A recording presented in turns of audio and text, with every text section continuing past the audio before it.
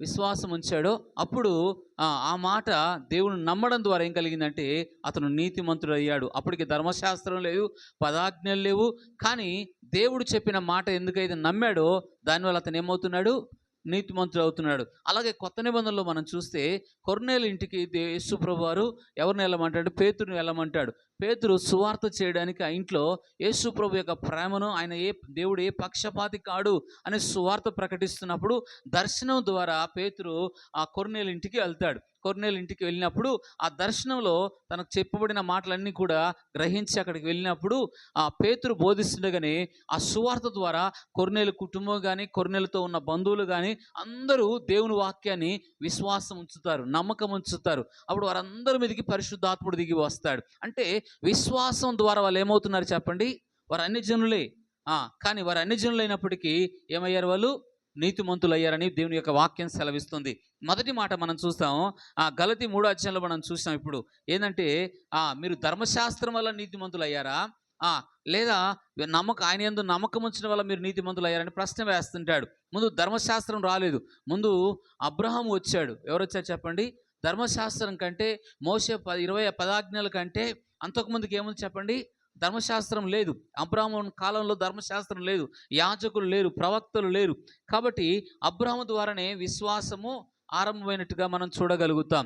అబ్రహాము ద్వారానే దేవుని యందు విశ్వాసం ఉంచినట్లుగా, ఆయన వెంబడించినట్లుగా దేవుడు చెప్పే ప్రతి మాట మీద అబ్రహాము నమ్మకం ఉంచుతూ వచ్చాడు. కాబట్టి అతను ఏమయ్యాడంటే చెప్పండి, మనం కూడా అసాధ్యమైన కార్యాలు, నీ జీవితంలో జరగవనుకున్న కార్యాలు ప్రభు చేస్తాడని నమ్మకం ఉంచినప్పుడే కంటికి కనబడని కార్యాలు ఎప్పుడైతే నువ్వు నమ్ముతావో ఆ కార్యాలు చెప్పండి, నమ్మితే దేవుడు ఖచ్చితంగా మనం నీతిమంతులం అవుతానని బైబిల్ చెప్తుంది. మన పాల్ పాస్టర్ గారు మన ఆధారం ఒక మంచి సాక్ష్యం చెప్పాడు. ఏం సాక్ష్యం చెప్పాడు చెప్పండి? 20 వాళ్ళకి పెళ్ళయి నాతో ఏం చెప్పాడంటే, వ్యక్తిగత మాట, వాళ్ళు పాస్టర్ కుటుంబం అంట. వాళ్ళు ఎవరు చెప్పండి? పాస్టర్ గారి కుటుంబం. 20 సంవత్సరాలు పెళ్ళి అయింది, పిల్లలు లేరు. కానీ ప్రతిరోజు కూడా నాకు ఒక కుమారుని ఈ ప్రభు అని ప్రార్థన చేస్తున్నాను చెప్పాడు. మన ఆధారం ఇక్కడ చెప్పాడా? 20 సంవత్సరాల నుంచి ప్రార్థన చేస్తూ నాకు పిల్లలు లేరు ప్రభు అని ప్రార్థన చేస్తుండగా ఆయన నమ్మే 20 సంవత్సరాలు ప్రార్థన చేశాడు.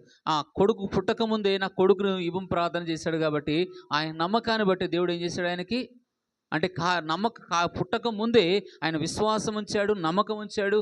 కాబట్టి దేవుడు కుమారుని ఇచ్చాడు. కాబట్టి అబ్రాహాము కూడా అలాంటి విశ్వాసమే ఉన్నది.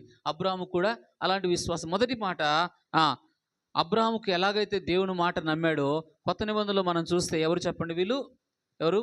కొర్నేలు కుటుంబం కూడా, కొర్నేలు ఇంటి వారు కూడా, వారు అన్ని జనులు, శతాధిపతి అయిన ఆ ఇంటి వారు బంధువులు అందరూ కూడా యేసుక్రీస్తు ప్రభు సొంత రక్షకుడుగా నమ్మారు. ఎంత నమ్మారంటే పేతురు చెప్పిన సువార్త ద్వారా, చెప్పబడిన మాటలు, వాక్యం ద్వారా వాళ్ళు నమ్మారు, దేవుని సువార్త నమ్మారు. వారందరూ కూడా నీతిమంతులు అయ్యారని బైబిల్ చెప్తా ఉంది. మొదటి మాట, మనకున్న అర్హతను బట్టి, మనకున్న యోగ్యతను బట్టి, మనకున్న మంచి భక్తిని బట్టి కాదు, కానీ యేసు ప్రభు యందు మనం ఎప్పుడైతే విశ్వాసం ఉంచుతున్నామో, నమ్మకం ఉంచుతున్నామో మనం ఏమవుతున్నామో, నీతిమంతులు అవుతున్నాం. ఇంకొక ఉదాహరణ కూడా బైబిల్లో మీకు తీసుకొని వస్తాను.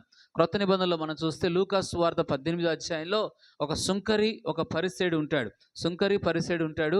ఈ సుంకరి పరిసేడు ప్రార్థన చేస్తాడు. నేను వారానికి 2 రోజులు ఉపవాసం ఉన్నా, దశంభాగాలు ఇస్తున్నాను, నీ మందిరంలో బాగా నేను ప్రార్థన చేసిన, చాలా భక్తుడు అనుకుంటాడు, అతను నీతిమంతుడు అనుకుంటాడు. ఇంకొక సుంకరి మాత్రం మందిరంలోకి వచ్చాయా, తలెత్తుటకు కూడా నాకు అర్హత లేదు, యోగ్యత లేదని ప్రార్థన చేస్తున్నప్పుడు, ఎప్పుడైతే ఆ ప్రార్థన చేస్తుంటాడో ఆ ప్రార్థన అతను ఏం చేసిందంటే, అతను నీతిమంతుడు అని బైబిల్ చెప్తుంది. అంటే తన అపరాధాలు ఎప్పుడైతే ఒప్పుకుంటున్నాడో, తన పాపం విషయంలో ఎప్పుడైతే పశ్చాత్తాపడుతున్నాడో, అతను నీతిమంతుడు అనుకున్న వాడేమో నీతిమంతుడు కాలేదు. ధర్మశాస్త్రం నడుచుకున్న ఎవరున్నారు? పరిసేడు ఉన్నాడు అక్కడ. ధర్మశాస్త్ర ప్రకారం జీవించే వ్యక్తి ఉన్నాడు అక్కడ. అతను నీతిమంతుడు కాలేదు. కానీ ఎవరు నీతిమంతులయ్యారు? ఎవరు నీతిమంతులయ్యారు? తన తప్పులు ఒప్పుకొని పశ్చాత్తాపడ్డవాడు ఏమయ్యాడు చెప్పండి? నీతిమంతుడయ్యాడు. మొదటి మాట. రెండో మాట మనం చూస్తాము, అబ్రహాము యొక్క విశ్వాసానికి ఆదర్శం. చూడండి, గలతీ రాసిన పత్రిక 3వ అధ్యాయం 6వ వచనం. అబ్రహాము దేవుని నమ్మెను, ఇక్కడ అది అతని నీతిగా ఎంచబడెను. ఇప్పుడు పాత నిబంధనలు ఈ మాటే కదా మనం చదువుకుంది. ఆదికాండం 15వ అధ్యాయం 6వ వచనం ఏంటంటే, అబ్రహాము దేవుని నమ్మెను, అతనికి ఏముంచిందంటే నీతిమంతుడుగా ఉంచా. కాబట్టి విశ్వాస సంబంధులే అబ్రహాము కుమారులని మీరు తెలుసుకొనుడి. ఇప్పుడు అబ్రహాము పిల్లలు ఎవరంట? యూదులే కాదు, అబ్రాహాం పిల్లలు ఎవరంటే అబ్రాహాములాగా ఎలాగైతే దేవుడు చెప్పిన మాటకు నమ్ముతారో, విశ్వాసం ఉంచుతారో, వారి పాపం విషయంలో ఒప్పుకుంటారో, రక్షించబడతారో వారందరూ కూడా అబ్రాహాము పిల్లలు అని బైబిల్ చెప్తా ఉంది. నీతిమంతులని చెప్తా ఉంది. కొన్నిసార్లు నేను బైబిల్ ట్రైనింగ్లోకి వెళ్ళినప్పుడు ఈ మాట చాలా కోడి వాళ్ళు చేసినప్పుడు, నీతిమంతులు మనలో ఇంకే పాపం ఉంది కదా, మన శరీరంలో పాపం ఉంది కదా అనుకునేవాని. కానీ ఎప్పుడైతే మనం యేసయ్యందు విశ్వాసం ఉంచుతున్నామో, ఆయన యందు మన పాపములు ఒప్పుకుంటున్నామో, మనం అందరూ కూడా ఏమవుతున్నామో నీతిమంతులం అవుతున్నామని గ్రహించగలిగాను. కాబట్టి ఈ వచనంలో కూడా మనం చూస్తే దీనికి అర్థం ఏంటిదంటే, ఇందాక చెప్తూ వచ్చాను, దేవుడు సంతతి ఇస్తానని చెప్పినప్పుడు అసాధ్యమైన పరిస్థితిలో కూడా అబ్రాహాము నమ్మాడు. అలాగే మన పరిస్థితులు అసాధ్యంగా కనిపించినా దేవుని వాగ్దానాలు నమ్మాలి. విశ్వాసము ద్వారా దేవుడు కార్యాలు చేస్తాడని, అసాధ్యమైన పరిస్థితులు కూడా దేవుడు చేస్తాడని మనం కూడా ఏం చేయాలి? నమ్మాలి. అబ్రాహాము ఎలాగ నమ్మాడో మన జీవితాల్లో కూడా నమ్మితే, ఎప్పుడైతే అసాధ్యమైన కార్యాలు, జరగవనుకున్న కార్యాలు, ఏవైతే నువ్వు అవి కావనుకుంటున్న కార్యాలు, పరిస్థితులు కనిపిస్తున్న కార్యాలు కావనుకుంటున్నావో అవి దేవుడు చేస్తాడు అని ఎప్పుడైతే నమ్ముతున్నామో, ఆ కార్యాల ద్వారా దేవుడు ఏం చేస్తున్నాడు? మనం కూడా ఏమవుతున్నాం? దేవునికి నీతిమంతులమని బైబిల్ చెప్తుంది. ఇది రెండో మాట. ఉపదేశం అబ్రాహాములాగానే ఎదురు చూడాలి. అబ్రాహాము దేవుని మాట సందేహింపకుండా నమ్మాడు. సందేహం ఏంటంటే అపనమ్మకం, దేవుడు చేస్తాడో లేదో ఆ సందేహం లేదు ఆయనకి. ఏంటంటే సందేహం లేకుండా, వయసును చూస్తే రోమపత్రికలో మాట ఉంటుంది, సందేహింపగా దేవుని మహిమపరిచి ఆయన చేసే కార్యాలపై నమ్మి ఆయన మహిమపరిచాడని ఉంటుంది బైబిల్లో. కాబట్టి మనం సందేహించకూడదు, జరిగిద్దో జరగదో, అవుద్దో లేదో, నా జీవితంలో అసాధ్యమైన కార్యాలు, కంటికి కనిపిస్తున్న పరిస్థితులు చాలా భయంకరంగా ఉన్నాయి, దేవుడు చేస్తాడో లేదని అనుకున్న పరిస్థితులు కూడా అసాధ్యమైన కార్యాలు ప్రభు చేస్తాడనేది మన విశ్వాసం ద్వారానే జరుగుతాయి. కాబట్టి సందేహించుకుని నమ్మాలి. విశ్వాసము ద్వారానే ఆశీర్వాదాలు వస్తాయి. విశ్వాసం ద్వారానే వస్తాయి, ఆశీర్వాదాలు వస్తాయి. ఇది రెండో మాట. మొదటి మాట ఏం చూస్తామంటే, పరిశుద్ధాత్మ ద్వారా, విశ్వాసం ద్వారా మనకేం లభిస్తుందంటే నీతిమంతులు అవుతున్నాం. మొదటి మాట ఏమవుతున్నాం? నీతిమంతులం అవుతున్నాం. రెండో మాట ఏంటంటే, అబ్రాహాము ఎలాగైతే విశ్వాసం ఉంచాడో మనం అలాగే విశ్వాసం ఉంచడం ద్వారా నీతిమంతులం అవుతున్నాం. మూడో మాట, ధర్మశాస్త్ర శాపాన్ని చూపిస్తుంది క్రీస్తు యొక్క విమోచన. చూడండి, గలతీ రాసిన పత్రిక 3వ అధ్యాయం 10 నుండి 14 వచనాలు. ధర్మశాస్త్రం విధించిన క్రియలకు సంబంధులందరూ శాపమునకు లోనై ఉన్నారు. ఎందుకనగా ధర్మశాస్త్ర గ్రంథమందు రాయబడిన విధులన్నీ చేయుటయందు నిలకడగా ఉండని ప్రతివాడును శాపగ్రస్తుడు అని రాయబడి ఉన్నది. ధర్మశాస్త్రం చేత ఎవడనో దేవుని ఎదుట నీతిమంతుడు తీర్చబడడని సంగతి స్పష్టమే. ఇక్కడ చాలు, 14 వరకు అయినమా? చదువు. నీతిమంతుడు విశ్వాసం మూలంగా జీవించును. ధర్మశాస్త్రం విశ్వాస సంబంధమైనది కాదు గాని దాని విధులను ఆచరించువాడు వాటి వల్లనే జీవించును. ఆత్మను గురించి వాగ్దానము విశ్వాసం వలన మనకు లభించినట్లుగా అబ్రహాం పొందిన ఆశీర్వాద వచనము క్రీస్తు ద్వారా అన్యజనులకు కలుగుటకే క్రీస్తు మన కోసం శాపమైన మనలను ధర్మశాస్త్రం యొక్క శాపం నుండి విమోచించును. ఇక్కడ చూడండి, శాపం నుండి మనల్ని విమోచన. ధర్మశాస్త్రము శాపాన్ని, పాపాన్ని చూపిస్తుంది. క్రీస్తు యొక్క విమోచన మనకిస్తాడు. చూడండి, గలతీ రాసిన పత్రిక మనం చదివాం. కాబట్టి ధర్మశాస్త్రం సంపూర్ణంగా బైబిల్లో ఎవరు పాటించలేదు. 10 ఆజ్ఞలు ఇచ్చాడుగా దేవుడు, 10 ఆజ్ఞలు ఇచ్చాడు. 613 కట్టడాలు అనుకుంటాను. మనకు కట్టడాలు కొన్ని కనబడతాయి కానీ బైబిల్ చరిత్రకారులు ఏం చెప్తారంటే 10 ఆజ్ఞలు కాకుండా 613 కట్టడాలు బైబిల్లో ఉన్నాయి. అవన్నీ పాటించినప్పుడే మనం నీతిమంతులం అవుతామని బైబిల్ చెప్తుంది. కాబట్టి బైబిల్ చరిత్రలో చూస్తే ఏ ఒక్కరు కూడా ధర్మశాస్త్రాన్ని నెరవేర్చలేదు. ధర్మశాస్త్ర ప్రకారం ఏ మానవుడు కూడా పాత నిబంధనలో జీవించలేదు. కాబట్టి ధర్మశాస్త్రం వల్ల మనం నీతిమంతులం కాలేము. ధర్మశాస్త్రం ఆజ్ఞలన్నీ కూడా, ధర్మశాస్త్రం అంటేనే ఏం చేసుకోవాలంటే 10 ఆజ్ఞలని గుర్తుపెట్టుకోవాలి. ధర్మశాస్త్రం అంటే ఏంటిది అర్థం కాదు. ధర్మశాస్త్రం అంటే ఇప్పుడు మన దేశానికి ఏం చట్టం ఉంది? ఇది అమ్మా, అంబేద్కర్ ఏం తీసుకొచ్చాడు? రాజ్యాంగం తీసుకొచ్చాడు. మన భారతదేశానికి రాజ్యాంగం ఎలాగనో ఇశ్రాయేలు ప్రజలకి ధర్మశాస్త్రం అలాగా, మన దేశానికి రాజ్యాంగం ఎలాగా బైబిల్ కొంతమంది చరిత్రకారులు ఏమంటారంటే బైబిల్ యొక్క ధర్మశాస్త్రాన్ని చూస్తే అంబేద్కర్ గారు ఏంది మన దేశ రాజ్యాంగాన్ని రాశాడు అనే మాట చెప్పంగా నేను విన్నాను. నేను చూడలేదు కానీ చెప్పంగా నేను విన్నాను. అంబేద్కర్ కూడా మన దేశ రాజ్యాంగాన్ని చట్టాలను అవన్నీ కూడా బైబిల్ చదివే ఆయన మన దేశ రాజ్యాంగాన్ని రాశాడు అనే మాట నేను చెప్పడం విన్నాను. కాబట్టి ఇప్పుడు మన దేశానికి రాజ్యాంగం ఎలాగ ఉందో ఇశ్రాయేలు ప్రజలకి ఏముంది? ధర్మశాస్త్రం ఉంది. ఈ ధర్మశాస్త్రం వల్ల ఏ మానవుడు భూమి మీద పాటించలేదు. పాత నిబంధనలో కానీ క్రొత్త నిబంధనలో కానీ ఏ మానవుడు ధర్మశాస్త్ర ప్రకారం నడుచుకున్నవాడు కాదు అని దేవుని యొక్క వాక్యం సెలవిస్తుంది. మీకు బైబిల్ ఒక శిక్ష అనుభవించవలసింది యేసుక్రీస్తు ప్రభువారు మన కొరకు శాపమై మనం అనుభవించవలసిన శిక్ష ఆయన భరించాడు. మనకు రావాల్సిన తీర్పును ఆయన పొందుకున్నాడు. ఆయన మరణము ద్వారా మనకు క్షమాపణ, ఆశీర్వాదం లభిస్తుంది. ఆయన మరణం ద్వారా మనకేం లభిస్తుంది? మన శాపాన్ని ఆయన తీసుకున్నాడు, మన మరణాన్ని ఆయన తీసుకున్నాడు, మన యొక్క శిక్షను ఆయన తీసుకున్నాడు. మనకు పొందవలసిన ఆ శిక్ష అంతా కూడా యేసు ప్రభువారే పొందాడని దేవుని యొక్క వాక్యం సెలవిస్తుంది. కాబట్టి మనకు శిక్ష అంతా కూడా ఆయన భరించాడు. ఒక ఉదాహరణ బైబిల్ మీకు ఎగ్జాంపుల్లో చెప్తాను. దొంగతనాలు చేసి ఇప్పుడు యేసు ప్రభు యొక్క పక్కన యేసు ప్రభు అన్నారు, ఇద్దరు దొంగలు ఉంటారు కదా పక్కన.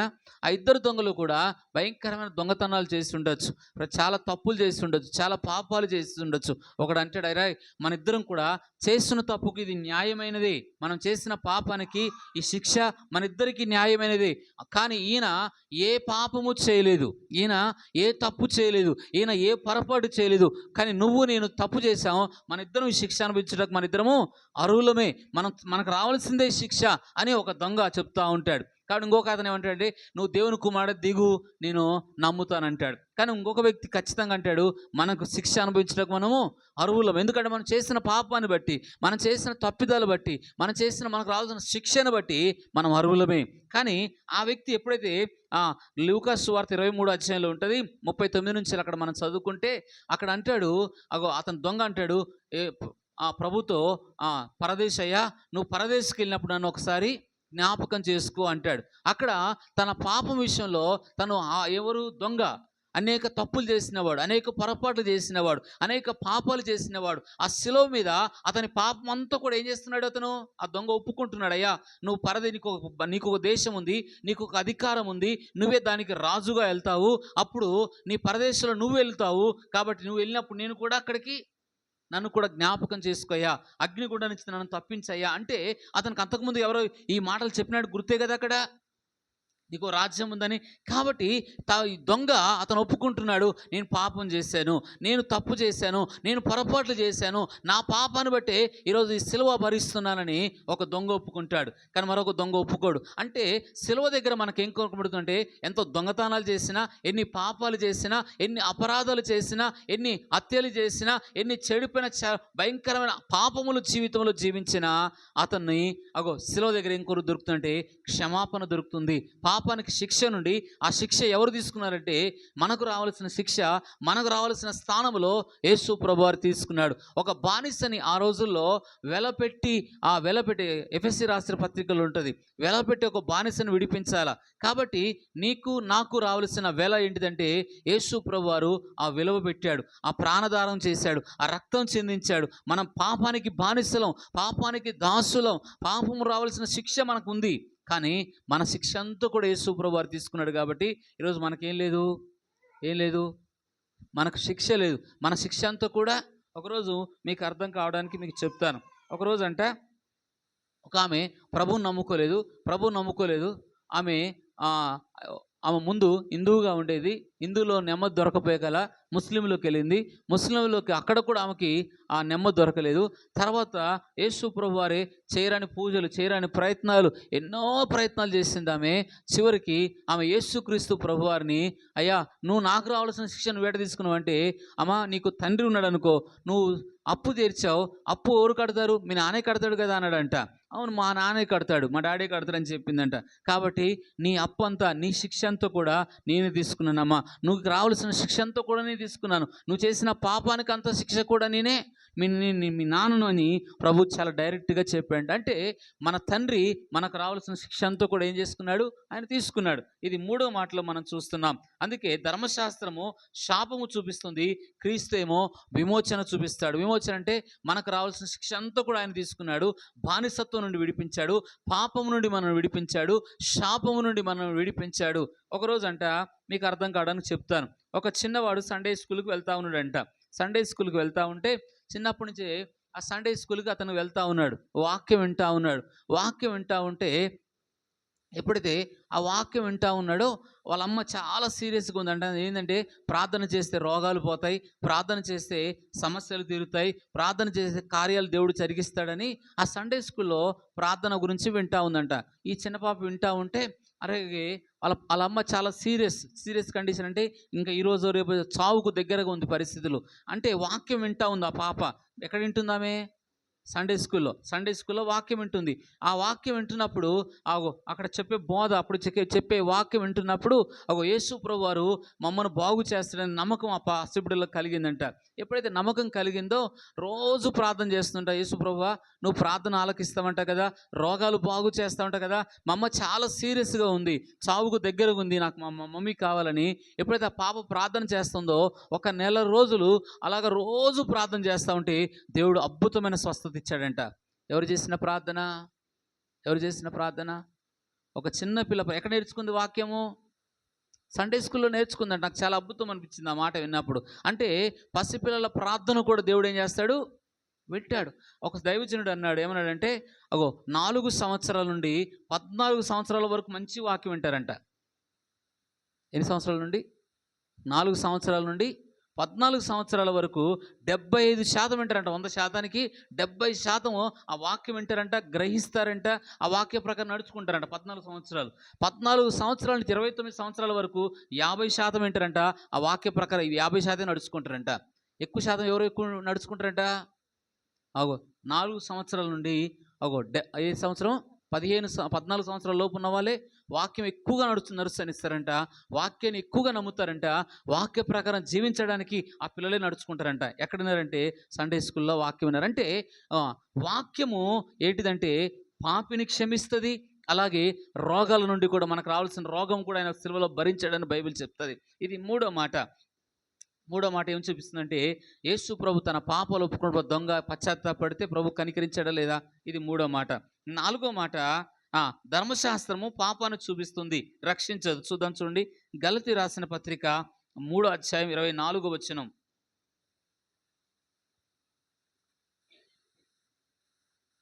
కాబట్టి మనము విశ్వాసం మూలమున నీతిమంతులు తీర్చబడినట్లుగా క్రీస్తు యొద్దకు మనలను నడిపించుటకు ధర్మశాస్త్రం మనకు బాలశిక్ష ఆయను. ఏ శిక్ష అయిందంట? బాలశిక్ష. ఒకప్పుడు చిన్నప్పుడు గవర్నమెంట్ ఏమి ఇచ్చేది? బాలశిక్ష చిన్న బుక్స్ ఇచ్చేది కదా. స్టడీకి ముందు ఏంది? బాలశిక్ష ఉందా? గుర్తుందా? బాలశిక్ష ఉంది కదమ్మా. ఒకప్పుడు బాలశిక్ష ఉంది, బుక్స్ ఉన్నాయి. బాలశిక్ష తర్వాత 1వ క్లాస్ 2వ క్లాస్ ఇలా చదువుతూ ఉండేవాళ్ళు కదా. అలాగే ధర్మశాస్త్రం ఏదంటే క్రీస్తు యొద్దకు మనం రావాలంటే, క్రీస్తు వైపు తిరగాలంటే బాలశిక్ష ధర్మశాస్త్రానికి గుర్తు. అయితే విశ్వాసం వెల్లడే ఆయను కనుక ఒక బాలశిక్షకు కింద ఉండము. యేసుక్రీస్తునందు మీరందరూ విశ్వాసం వలన దేవుని కుమారులై ఉన్నారు. క్రీస్తులోనికి బాప్తిసం పొందిన మీరందరూ క్రీస్తును ధరించుకొని ఉన్నారు. ఇప్పుడు ఎవరిని ధరించుకున్నామంటే, ఇప్పుడు ధర్మశాస్త్రం ఏం చూపిస్తుంది? ధర్మశాస్త్రం ఎందుకు చెప్పబడుతుందంటే, గలతీ పత్రికలో 1, 2, 3 మాట్లాడుతూ, ఒకటి ధర్మశాస్త్రాన్ని గురించి ఎక్కువ చెప్తాడు, రెండవది విశ్వాసం గురించి చెప్తాడు, మూడోది పరిశుద్ధాత్మ గురించి చెప్తాడు. ధర్మశాస్త్రం ఏంటంటే పాపాన్ని చూపిస్తుంది. 10 ఆజ్ఞలు చూడండి. 10 ఆజ్ఞల్లో మొదటి ఆజ్ఞలన్నీ కూడా తర్వాత ఆజ్ఞలు, ఆ చివరి ఆజ్ఞలు కూడా ఏం చూపిస్తుంది? వ్యభిచారం చేయొద్దు, దొంగతనం చేయొద్దు, అబద్ధం ఆడొద్దు, నరహత్య చేయకూడదు, ఇవన్నీ కూడా ఏం చూపిస్తుంది? మనిషి యొక్క పాపాన్ని చూపిస్తుంది, మనిషి యొక్క తప్పిదాలు చూపిస్తుంది, మనిషి యొక్క పొరపాటు చూపిస్తుంది. అబద్ధం ఆడొద్దు, అబద్ధానికి శిక్ష ఉంది, దొంగతనం చేయొద్దు, హత్య చేయకూడదు. ఇప్పుడు ఈ మధ్యలో కోర్టు కూడా వ్యభిచారం లైసెన్స్ ఇచ్చేసింది మొన్న కోర్టుకి. కాబట్టి వారు పాపం చేసేవారు కూడా కోర్టు ఇవ్వట్లేదని కోర్టు ఇచ్చింది. కానీ బైబిల్ చెప్తుంది పాపం చేసిన వారికి శిక్ష వస్తుందని బైబిల్ చెప్తుంది. కాబట్టి ధర్మశాస్త్రం ఏం చూపిస్తుందంటే మనిషి యొక్క పాపాన్ని చూపిస్తుంది, మనిషి యొక్క తప్పిదాలు చూపిస్తుంది, మనిషి యొక్క పొరపాటు చూపిస్తుంది ధర్మశాస్త్రం. కానీ ధర్మశాస్త్రం అనుసరించిన ఒక వ్యక్తి యేసు ప్రభు దగ్గరికి వస్తాడు. చూడండి, మార్కు సువార్త 10వ అధ్యాయం 22వ వచనం చూడండి, 17-22. అక్కడ నేను చిన్నప్పటి నుండి నేను ధర్మశాస్త్రం వింటున్నాను, ధర్మశాస్త్రం ప్రకారం నడుచుకుంటున్నాను, నాకు ఇంకేం కొదువు ఉందని అడుగుతాడు. మార్కు సువార్త 10వ అధ్యాయం 17వ వచనం చదువుదాం. ఆయన బయలుదేరి మార్గంన పోవచ్చుండగా ఆ, ఒకడు పరిగెత్తుకొని వచ్చి ఆయన వద్ద మోకాలుని ఆ, సద్బోధ కూడా ఆ, నిత్య జీవమునకు ఆ, వారసుడగుటకు నేనేం చేదునని ఆయన అడిగాను. ఆ, యేసు నన్ను ఆ. సత్పురుషుని ఎలా చెప్పుచున్నావు? సత్పురుషుడని ఎలాగ చెప్పుచున్నావు? దేవుడు ఒక్కడే గాని మరి ఎవరునూ సత్పురుషుడు కాడు. కాడు. ఆ, నరహత్య నరహత్య చేయవద్దు, వ్యభిచరించవద్దు, దొంగలింపవద్దు, ఆ, అబద్ధ అబద్ధ సాక్ష్యం పలకవద్దు, మోసపుచ్చవద్దు, ఆ, నీ తల్లిదండ్రులను నీ తల్లిదండ్రులు కూడా ఆ, ఆజ్ఞలు నీకు తెలియను కదా అని ఆ. అతనితో ఇప్పుడు చెప్పాను. ఇవన్నీ ఎక్కడ ఎందులో ఉన్నాయి? ఇవన్నీ ఆ ధర్మశాస్త్రం, ఈ 10 ఆజ్ఞలు: నరహత్య చేయొద్దు, వ్యభిచరించవద్దు, అబద్ధం ఆడవద్దు, మోసం చేయవద్దు, నీ తల్లిదండ్రులను కూడా సన్మానం చేయి, గౌరవించు, నువ్వు దీర్ఘాయుష్యంతులు కలుగుతావు అని ధర్మశాస్త్రంలో ఉంది. ఆయన అంటాడు ఎక్కడి నుంచి ఎప్పటి నుంచి నడుచుకుంటున్నాడు చూడండి. అందుకు అతడు బోధకుడా, బాల్యము నుండి ఇవన్నీ కూడా అనుసరించుచున్నానే ఉంటేనని చెప్పాను. అప్పుడు యేసు అతని చూచి అతన్ని ప్రేమించి, నీ కొదువై ఉన్నది, నువ్వు వెళ్ళి నీకు కలిగినవన్నీ అమ్మి బీదలకిమ్ము, పరలోకంలో నీవు ధనవంతుడు అవుతావని చెప్తాడు. అంటే ధర్మశాస్త్రాన్ని తను అనుసరిస్తున్నాడు కానీ యేసుని అనుసరించలేకపోయాడు. ఇతను ధనం అడ్డు వచ్చింది. యేసు ప్రభు మాట చెప్పాడు, ఈ 10 ఆజ్ఞలు నేను అనుసరిస్తున్నాను. ఎన్ని నుంచి బాల్యం నుండి అంటే చిన్నప్పటి నుంచే నేను ఏ తప్పు చేయట్లేదు, చిన్నప్పటి నుంచే ఏ పొరపాటు చేయట్లేదు, చిన్నప్పటి నుంచే నేను ఏ పాపం చేయట్లేదు అని అతను అంటాడు. అవును నిజమే, నువ్వు ఏ తప్పు చేయట్లేవు, కానీ ఇగో నీకు చాలా ధనం ఉంది కాబట్టి, నువ్వు ధనాన్ని ఎక్కువగా ప్రేమిస్తున్నావు కాబట్టి ఆ ధనం ఏం చెయ్యి, బీదలకు అమ్మేసి నన్ను వెంబడించు. అంటే ఇప్పుడు అతనికి అడ్డొచ్చింది ఏంటిది? ధర్మశాస్త్రాన్ని అనుసరించాడు కానీ యేసును అనుసరించలేకపోయాడు. అవునా కదా? కాబట్టి ఈ 4వ మాటలో ధర్మశాస్త్రం పాపాన్ని చూపించింది, ధర్మశాస్త్రం తప్పులు చూపించింది, ధర్మశాస్త్రం పొరపాట్లు చూపించింది, కానీ ధర్మశాస్త్రం మనిషిని రక్షించలేకపోయింది. నిత్యజీవం అంటే ఏంటంటే, నిత్యజీవం అంటే ఏంటిది అమ్మా? శరీరానికి ఏముంది? శిక్ష ఉంది. శరీరం ఏముంది? శిక్ష, చనిపోద్ది. కానీ ఆత్మ యుగాలు అది ఉంటే నరకంలోకైనా వెళ్ళాలా, లేదా పరలోకానికైనా వెళ్ళాలా. కాబట్టి నిత్యజీవం అంటే ఎల్లప్పుడూ ఉండేది. ఏంటంటే ఎల్లప్పుడూ ఉండేది. కాబట్టి మొన్న ఈ మధ్యకాలంలో నేను ఒక సాక్ష్యం చదివాను. అతను క్రైస్తవుడై ఉంటాడు, చనిపోయాడంట. చనిపోయాక ఒక 20 నిమిషాలు చనిపోయాడంట. 20 నిమిషాలు చనిపోయాక ఇక్కడ ఏమేమి తప్పులు చేసావో, ఇక్కడ ఏమేమి పొరపాట్లు చేసావో అన్నీ కూడా అక్కడ కనబడతా ఉన్నాయంట. అలాగే అక్కడ నీకు ఇంకా సమయం ఇవ్వబడింది, నువ్వు ఇప్పుడే ఇంకా రావు, కొంతకాలం నీకు భూమి మీద ఉందని మరలా అతని భూమి మీదకి పంపించేశారంట. నేను ఆ న్యూస్ చదివాను. చనిపోయిన వాడు ఒక రాజ్యం ఉంది, ఒక లోకం ఉంది అని చెప్తా ఉన్నాడు. అక్కడ ఆ పరలోకం ఉంది, దేవుడు ఉన్నాడు అని చెప్తున్నాడు అతను కూడా. కాబట్టి నేను చెప్పవలసిన మాట, నిత్యజీవం అంటే యుగాలు, ఇక్కడ మనం జీవించే జీవితాన్ని బట్టి మనం పరలోకానికి వెళ్తాం. నిత్యజీవం అంటే ఎల్లప్పుడూ బ్రతికేది నిత్యజీవం. కాబట్టి ఇతను నిత్యజీవాన్ని పోగొట్టుకున్నాడు. ఏం పోగొట్టుకున్నాడు? ఇతను ఏం పోగొట్టుకున్నాడు?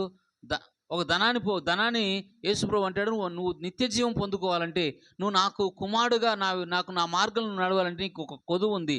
ఏం కొదువు ఉందంటే డబ్బు కొదువు, ధనాన్ని ఎక్కువగా ప్రేమిస్తున్నావు కాబట్టి అది ఒక్కటి అమ్మేసేసి బీదలకి ఒకరోజు అంట ఒక వ్యక్తి బయట దేశం అతను యేసుప్రభువుని నమ్ముకున్నాడంట. వాక్యం విన్నాడు, మన ధనం అంతా అమ్మేసి ఆ బీదలకు ఇచ్చేసి యేసయ్యను వెంబడించాలంటే ఆయన విన్నాడు. అప్పుడు చాలా ధనవంతుడు అంట అతను, చాలా డబ్బు ఉంది, ఆస్తి ఉంది, అన్నీ ఉన్నాయి.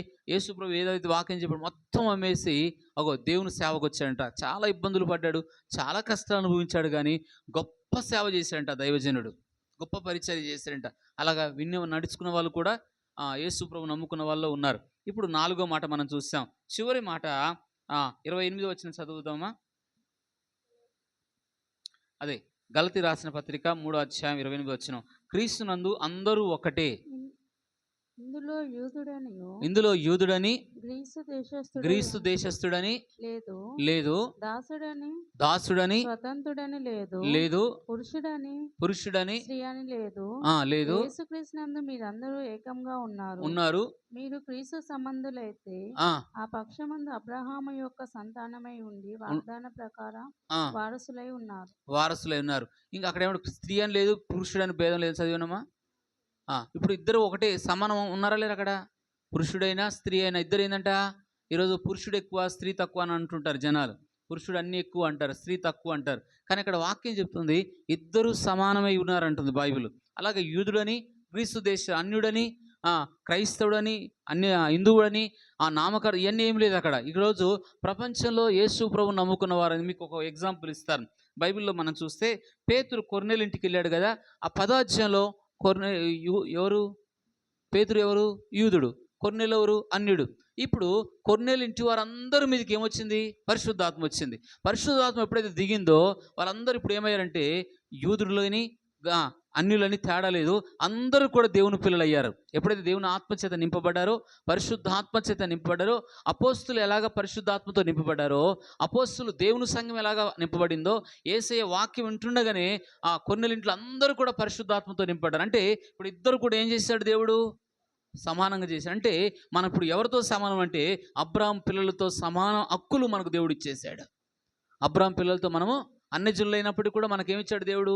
సమాన హక్కులు, సమాన ఆస్తి అంటారు కదా, అది దేవుడు మనకి ఇచ్చాడు. అంటే అబ్రాహాం ఎలాంటి ఆశీర్వాదాలు పొందుకున్నాడు, అబ్రాహాం ఎలాంటి మేలు అనుభవించాడో, అబ్రాహాం ఎలాంటి ఉపకారాలు దేవుని ద్వారా అనుభవించాడో, అబ్రాహాం పొందిన ఆశీర్వాదాలు అన్నీ కూడా మనకు వస్తాయి. ఈరోజు పాత నిబంధన ఆశీర్వాదాలు వస్తాయి, క్రొత్త నిబంధన పరలోక రాజ్యం కూడా దేవుడు ఇస్తాడు. కాబట్టి ఇప్పుడు యూదుడని ఒక కులాలు, మతాలు, జాతులు, ఈరోజు కులాలు వేరు, మతాలు వేరు, జాతులు వేరు, రంగు వేరు అని కుల భేదాల గురించి ఈరోజు మనుషులు మాట్లాడుతున్నారు. ఈరోజు యేసు ప్రభువు నమ్ముకున్న వారికి కులం లేదు, జాతి లేదు, రంగు లేదు, మతం లేదు. మా కులం అది, మా కులం ఇది అని చెప్పుకోవడానికి లేదు. మనం అందరం యేసయ్య పిల్లలం. కాబట్టి దేవుని యొక్క వాక్యం సెలవిస్తుంది ఇక్కడ అందరు ఏ భేదం లేదు, అందరూ మనం పాపం చేస్తాం. కాబట్టి యేసయ్య నమ్ముకోవడం ద్వారా మనం అందరం ఏమవుతున్నాం? దేవుని పిల్లలం అవుతున్నాం. మొదటి మాట ధర్మశాస్త్రం కూడా ఏం చూపిస్తుందంటే విశ్వాసం ఏం చెప్తుంది చెప్పండి? గలతీ సంఘం ఏం చెప్తుంది? విశ్వాసం చేత నీతిమంతులం అవుతున్నాము. ఏమవుతున్నామంట? ఆ రోజులు ఏం పోదు వచ్చిందంటే, యేసు ప్రభు మీరు నమ్ముకున్నాక వాళ్ళ గలతీ సంఘం ఏమొచ్చిందంటే, ధర్మశాస్త్ర క్రియలు కూడా మనం చేయాలి, ధర్మశాస్త్రంలో ఉన్న సున్నతి కూడా మనం పొందుకోవాలని ఒక తప్పుడు బోధలు యూదులు అని తీసుకొచ్చినప్పుడు, అప్పుడు 3వ అధ్యాయం చాలా కఠినంగా మాట్లాడతాడు పౌలు గారు. మిమ్మల్ని ఎవరు భ్రమపరిచారు? ఆరంభంలో మీరు బాగున్నారు కదా, చూడండి ఆ మాట బాగుంటుంది. గలతీ రాసిన పత్రిక 3వ అధ్యాయం 2వ వచనంలో చూస్తే, మీరు ఆరంభంలో చాలా భక్తిగా ఉన్నారు, ఆరంభంలో చాలా మంచి విశ్వాసం. చూడండి 3వ అధ్యాయం 2వ వచనం. ఇది మాత్రమే మీ వలన తెలుసుకొని కోరుచున్నాను. 1వ వచనం చదువు. గలతీ సంఘం 3వ అధ్యాయం 1వ వచనం. ఓ అవివేకులైన గలతీలారా, మిమ్మల్ని ఎవడు భ్రమ పెట్టెను? సిలువ వేయబడినట్టు యేసుక్రీస్తు మీ కన్నుల ఎదుట ప్రతిష్ఠించబడెను కదా. ఇది మాత్రమే మీ వలన తెలుసుకొని కోరుచున్నాను. ధర్మశాస్త్ర సంబంధ క్రియల వలన ఆత్మను పొందితిరా లేక విశ్వాసంతో వినుట వలన పొందితిరా? మీరంతా అవివేకులైతిరా. ఆత్మానుసారంగా ఆరంభించి ఎట్లున్నారంట? ముందు ఎలా ఉన్నారంట? ముందు ఆత్మానుసారంగా ఉన్నారు, భక్తి కలిగిన వారు ఉన్నారు, మంచి ప్రార్థన పరులు ఉన్నారు, పరిశుద్ధాత్మ చేత నింపబడ్డారు. వీళ్ళు దేవుని సంఘంలో బలంగా దేవుని కొరకు జీవించారు వీళ్ళు. కానీ మధ్యలో ఏమొచ్చేసినాయి? మళ్ళా ఒక ధర్మశాస్త్ర బోధలు వచ్చేసినాయి. ఈరోజు కూడా అనేక తప్పుడు బోధలు వచ్చేసాయి. ఏ తప్పు చేసినా, ఏ పాపం చేసినా మనం పరలోకానికి పోతాం, యేసయ్యను నమ్ముకుంటే మనం పరలోకానికి పోతే చెప్పే బోధలు కూడా ఇప్పుడు ఉన్నాయి. భూమి మీద ఆ బోధలు వేలాగా తప్పు చేసినా, ఏ పొరపాటు చేసినా, యేసయ్యను నమ్ముకున్నావు కాబట్టి నువ్వు పరలోకానికి పోతే చెప్పే బోధలు కూడా ఇప్పుడు ఉన్నాయి. అనేక తప్పుడు బోధలు ఉన్నాయి. అలాగే యెహోవా సాక్షులు తప్పుడు బోధలు ఉన్నాయి. అలాగే లెంటి డే, ఈ 7th డేస్ అని రకరకాల డినామినేషన్లు ఈరోజు తప్పుడు బోధలు చేస్తున్న బోధల్లో మనకి ఈరోజు లోకం ఉంటుంది. ఆ రోజు ధర్మశాస్త్ర బోధలు ఉన్నాయి, ఈరోజు అనేక సంఘాలు డినామినేషన్ తప్పుడు బోధలు చేస్తూ ఉన్నాయి. ఇది మొదటి మాట. మనం విశ్వాసం ఎలా ఉంచాం? ఆరంభం ఎలా ఉందంటే, వీళ్ళు నాకు తెలిసిన వాళ్ళు కూడా ఆరంభంలో చాలా భక్తిగా ఉన్నారు, పరిశుద్ధాత్మ పొందుకున్నారు, మంచి సమర్పించుకున్నారు, దేవుని కొరకు బంగారం కూడా పెట్టుకోలేదు. అలాగా సమర్పించుకున్న వాళ్ళు కూడా ఈరోజు చూస్తే దేవుని వదిలేసి అన్ని పెట్టుకొని ఈరోజు యేసయ్యను వదిలేసి లోకంలో కలిసిపోయారు చాలామంది. ఆరంభంలో భక్తిగా ఉంది, ఆరంభంలో భక్తి జీవితం ఉంది, ప్రార్థన జీవితం ఉంది, యేసయ్య అంటే మంచిగా ఆశ కలిగిన వాళ్ళు ఉన్నారు, నాకు తెలిసిన వాళ్ళు. కానీ ఇప్పుడు చూస్తే వారి జీవితాల్లో ఆ కన్నీళ్లతో బాధతో ఉన్న రోజులు ఉన్నారు. మొదటి మాట. రెండో మాట మనం చూస్తాము, అబ్రాహాము విశ్వాసం ఉంచాడు. అబ్రాహాము ఏమి ఉంచాడంటే దేవుని యందు ఏమి విశ్వాసం ఉంచాడు? తనకు పిల్లలు పుడతారని, ఆకాశ నక్షత్రాలు అవుతారని నమ్మకం ఉంచాడు. ఆ నమ్మకం ద్వారానే దేవుడు కార్యం చేశాడు. అలాగే ధర్మశాస్త్రం రాకముందే ఏముందంట? ఎవరు నీతిమంతులయ్యారు? దేవుని నమ్మటం వల్ల విశ్వాసులు అవుతున్నాం. ఈరోజు కూడా అంతే. మనం ధర్మశాస్త్రం మనం పాటించలేం, ధర్మశాస్త్ర ప్రకారం మనం జీవించలేం, పదాజ్ఞలు ఒక్కటి కూడా మనం సరిగ్గా పాటించలేం. అలా ఉంది ఈరోజు లోకం. కాబట్టి దేవుని యొక్క వాక్యం సెలవిస్తుంది, అసాధ్యమైన కార్యాలు విశ్వాసం ద్వారా దేవుడు కార్యాలు చేస్తాడు. ఈ రెండో మాట అబ్రాహాముకు చేశాడు. మూడో మాట మనం చూసాము, ధర్మశాస్త్రం శాపాన్ని చూపిస్తుంది. ధర్మశాస్త్రం ఏం చూపిస్తుంది? శాపను. మనకు రావాల్సిన శిక్షను చూపిస్తుంది. మనకు రావాల్సిన పాపానికి విలువ ఏదైతే చూపిస్తుందో ధర్మశాస్త్రం చూపిస్తుంది. మూడో మాటల్లో మనం చూస్తాం. అందుకే దొంగ ధర్మశాస్త్రాన్ని బట్టి రక్షించబడలేదు, కానీ ధర్మశాస్త్రం అయితే ఇతనికి అగ్నిగుండానికి వెళ్ళాల, కానీ యేసయ్యందు విశ్వాసం ఉంచాడు కాబట్టి ఇతను రక్షించబడి పరదేశికి వెళ్ళాడు. ఇది మూడో మాట. నాలుగో మాట, ధర్మశాస్త్రం పాపిని రక్షించలేదు, కానీ యేసయ్యందు విశ్వాసం ఉంచడం ద్వారా మనకేమొస్తుంది? రక్షణ కలుగుతుంది, అంటే మారు మనసు కలుగుతుంది. కాబట్టి ఇందులో ఆ వ్యక్తి ధర్మశాస్త్రాన్ని పాటించాడు, కానీ యేసయ్యను అనుసరించలేదు. నాలుగో మాట. ఐదో మాట ఏం చూస్తున్నామంటే, క్రీస్తునందు అందరూ కుల మత భేద జాతులు లేదు, యేసయ్యందు నమ్మకం ఉంచిన వాళ్ళు క్రైస్తవుల, యూదుల, లేకపోతే అన్యజనుల, విగ్రహాలు ఎవరైనా కానీ యేసయ్యందు నమ్ముకున్న వారికి అందరికీ ఏం లేదు? కులం లేదు, జాతి లేదు, రంగు లేదు, ఏ ప్రాంత భేదాలు లేవు. అందరూ మనం ఒకటే, యేసయ్యందు నమ్మకం ఉంచిన వారు. ఈరోజు నా కులం అది, నా కులం ఇది, పెళ్ళిళ్ళ కాడికి పోయగల చూస్తే ఫస్ట్ కులమే అడుగుతారు. మీ కులం ఏంటి? మీ క్యాస్ట్ ఏంటి? ఈరోజు వచ్చే సమస్యలు ఇవే ఉన్నాయి ఈరోజు సంఘాల్లో. కాబట్టి యేసయ్య నమ్ముకున్నాం కాబట్టి మనకి ఈ కులంతో, మతంతో, దాంతో మనకి భేదాలు పెట్టుకోకూడదు. అందరము యేసయ్య పిల్లలం. దేవుడి కొద్ది మాటలు దీవించునుగాక. ప్రార్థన చేసుకుందాం. పరిశుద్ధుడైన మా తండ్రి, మీకు స్తోత్ర. వాక్యం ఇది ప్రజలు నీ వారునైనా విత్తబడిన వాక్యం నీ ప్రజల హృదయాలు నాటి ఫలింపు దయచేసి మహిం పొందుకోమని యేసుక్రీస్తు నామములో అడుగుతున్నాను తండ్రి. ఆమేన్.